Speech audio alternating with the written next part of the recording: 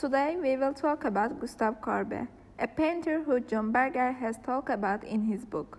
We will take a look at his work's technique, the meanings behind his paintings, and we'll discuss three of them.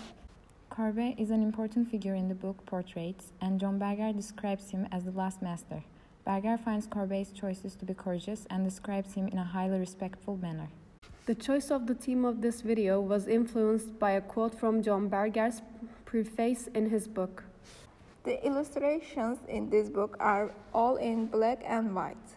This is because glossy color reproductions in the consumerist world of today tend to reduce what they show to items in a luxury brochure for millionaires, whereas black and white reproductions are simple memoranda.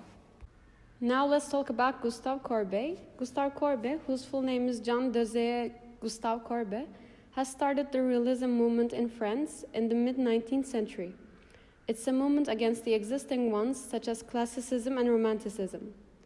In the classical and romantic perspective, the art needs to be literary and perfect.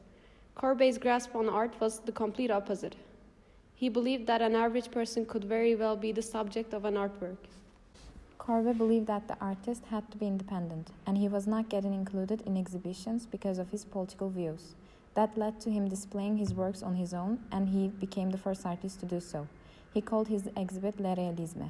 After this exhibit, he was called the father of realism. Courbet once said, "They call me the socialist painter. I accept that title with pleasure. I am not only a socialist, but a Democrat and Republican as well in a word. A partisan of all the revolution and above all a realist. For realist means a sincere lover of the honest truth." This outlook could also be observed in his paintings. He depicts the working class not heroically, but as the average people that they are. He also does not use objects that do not exist. Berger claims that no artist could completely separate the real-life realities from the realities in drawings. And the effects of Courbet's life on his drawings were not just limited to sceneries. Courbet grew up in a place where the soil was upland.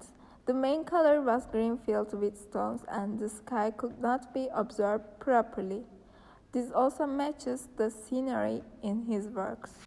Considering we have some background information on Gustav Courbet, we can now take a look at three of his works to further understand him.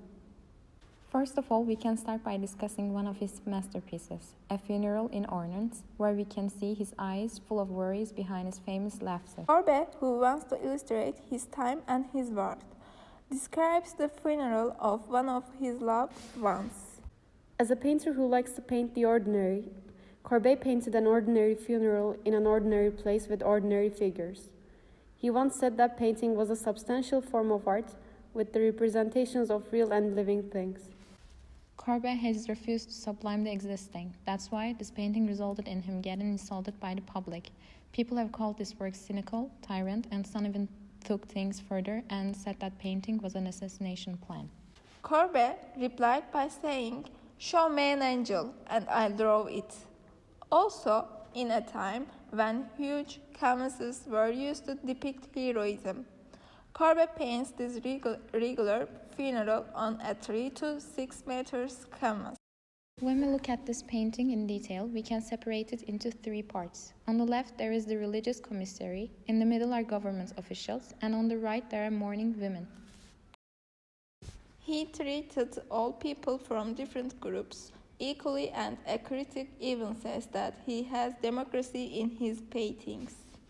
If we go into even further detail, there are people whose focus had been shifted, and this shows us that everyday realities can still get in the way.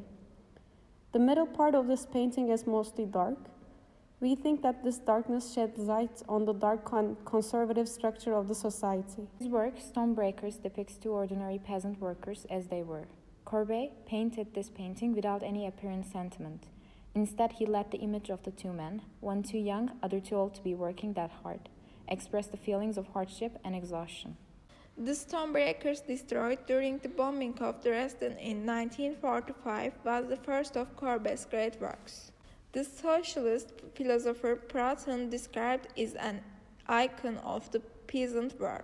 But for Courbet, it was simply a memory of something he had seen: two men breaking stones beside the road. Water appears in the foreground of most of Courbet's paintings. Even if there is no water in the foreground, the shapes in the foreground are water-like. The woman's hair and the folds on the white cover, for example, remind us of water in the picture The Woman with the Parrot.